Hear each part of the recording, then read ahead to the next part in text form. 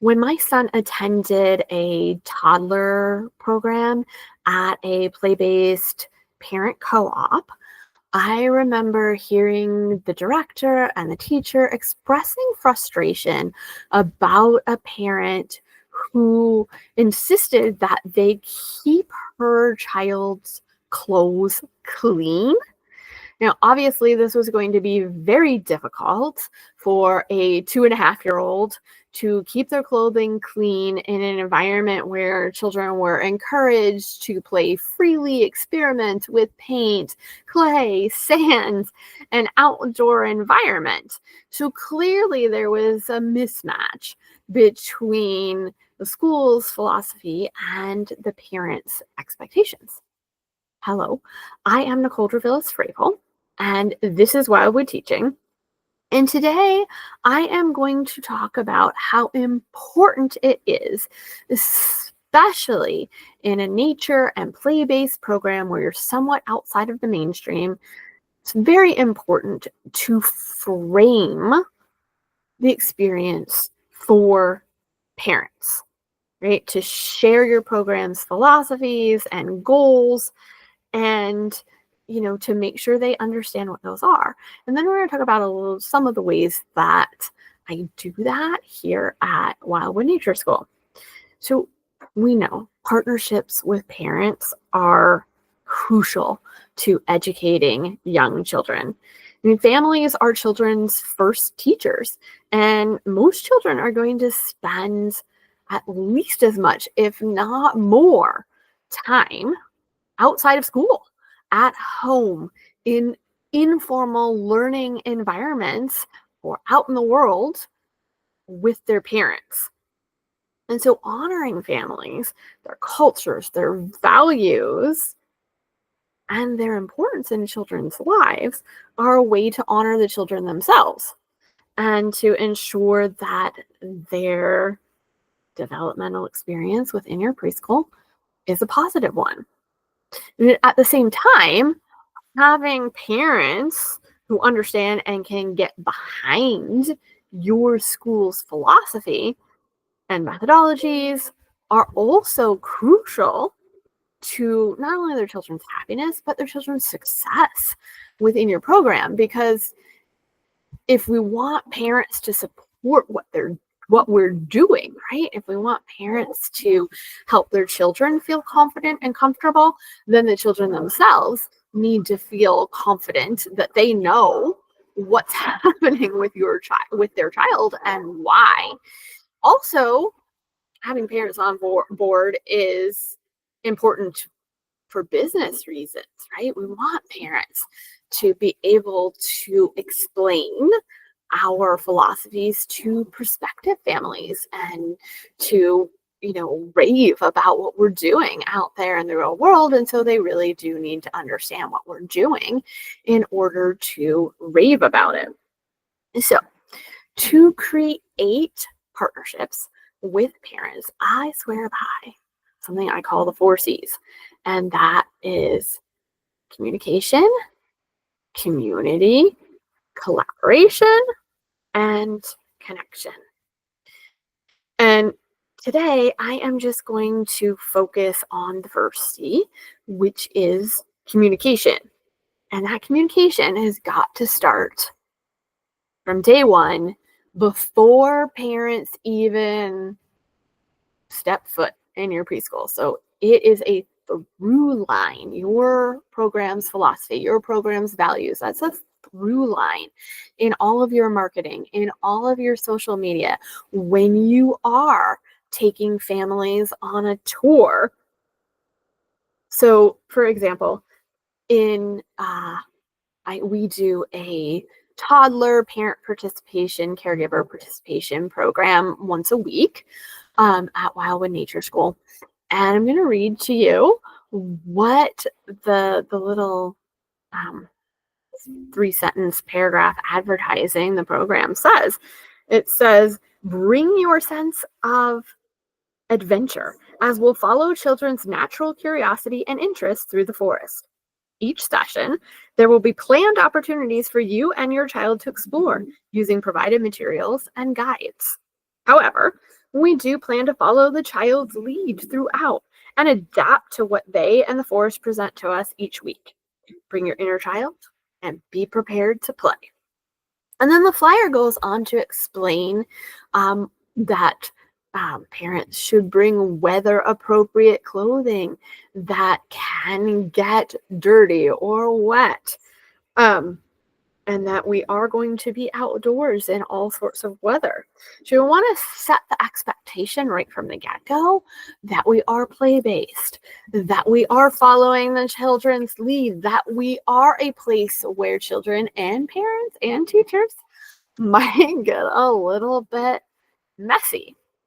Um, because this helps parents feel comfortable once they are here supporting their child.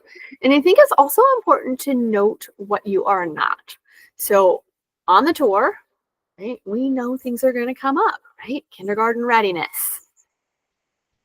How are we learning letters and numbers and teaching a child how to read? And so I am very careful to explain how we approach emergent literacy through play. Because I want parents to understand this is not the place for letter of the week, for calendar activities. We're going to learn things experientially, right? We're going to learn math as we apply those mathematical concepts to whatever problem solving we are doing in the forest. Because I want parents really to have clear expectations for what we're providing for the child. I don't want there to be surprises or confusions later. And then that same communication is going to get reiterated again and again every opportunity I get, right? I'm going to cover it again in orientation, right?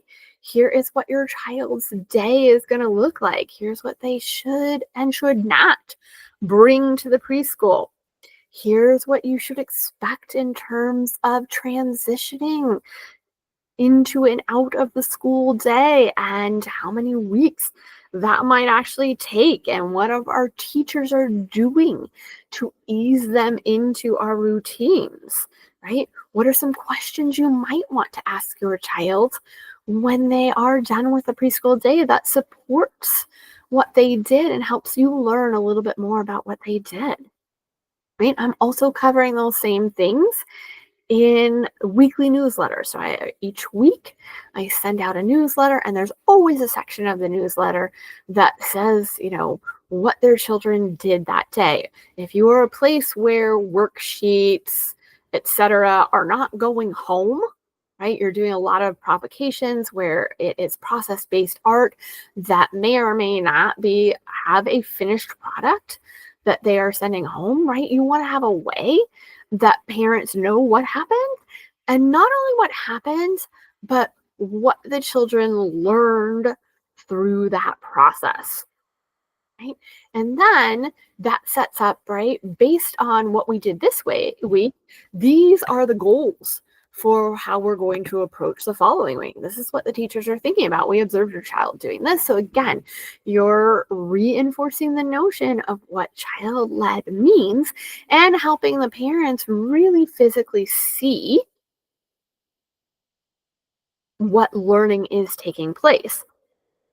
We also have a documentation app, Story Park, where teachers can post videos, photos, stories of what the children are doing. One parent described it to me as like a little dopamine hit, right? In the middle of the day, she gets to see her child, and it's okay if it only happens once a week, but she enjoys seeing what they're up to. And again, this is another opportunity to explain the philosophy. So let's say I have, a video of some children digging in the dirt, or I have a still photograph that posted along with the transcript of their conversation. So really important in that documentation that you include the teacher's notes, right? That say, this was a great example of how the children approach problem solving because we didn't have any shovels. They wanted to dig in the dirt. So how did they approach building their own digging tool? Or This is when the children were comparing and contrasting the relative size of the holes that they dug, or, you know, they discovered a worm, and these were all sorts of questions that your child had about a worm. And so we're going to get some books from the library, but wouldn't it be cool if you had some at home too that reinforced what they are interested in? I also invite parents often to come and view our floor book. Our floor book is documentation and reflection that we also use with the children. And so if I have posted in that weekly newsletter, right, the children all, took some soil samples from different areas, right, under a tree, in the garden, down by the creek. And then we observed those samples, we compared them. Are they all the same? Um, you want to come see what the children observed and what they thought about the samples? Come see what they wrote about it in our floor book. So again, you're inviting the parents in the ways that you made learning visible. And so the idea with all of these strategies, right? The marketing, the tour, the documentation, the newsletters, right, is to, one, yeah, avoid surprises, right? Make sure parents know what they're doing, but also you're making learning visible through your philosophy of learning, so the parents know that their children are being cared for and that their time in your preschool program day to day is valuable. They are learning and developing as little humans. Now, keep in mind, I am not suggesting that you turn parents away if there is a mismatch, right? I'm saying that you want to be very clear about your philosophies and where you stand as a school. And then you want to take the time to listen, and you want to understand where a parent is coming from. So let's take that first scenario where a parent, was in a play-based program where they really did value having the children get messy with art materials, but they wanted their child's clothing to remain clean, and there could be any number of reasons for that. So you can talk to the parent, right? Tell me what your priorities are, and I'll tell you what our priorities are, right? Our priorities are that, children, this is valuable for children, right? We want them to have free play, and we want them to know that they can take risks. Taking risks might involve getting messy, but let's figure out now, this is a chance for a parent in school to do some problem solving. How do we make our priorities align? Right? So what are some solutions? My quick solution, right? Could we have an adult size old shirt, right, that we can just clop right on over his clothes when he enters the door of preschool, and he can take it off when he leaves. That will keep his clothes clean, but allow him the opportunity to explore alongside the rest of the children. Parents may or may not like that particular solution. You might have to think of some more, but approach it as a problem solving. And the only way you can approach it as a problem solving is if you are very clear on what your program's philosophies are, and if you've taken the time to communicate that with the parents. So as you ease into the school year, don't ignore the parents. Take the time to bring them on board with a lot of communication, and more communication, and even more communication. And after that, more communication. And then I will see you here next week for another episode of Wildwood Teaching. I will see you there.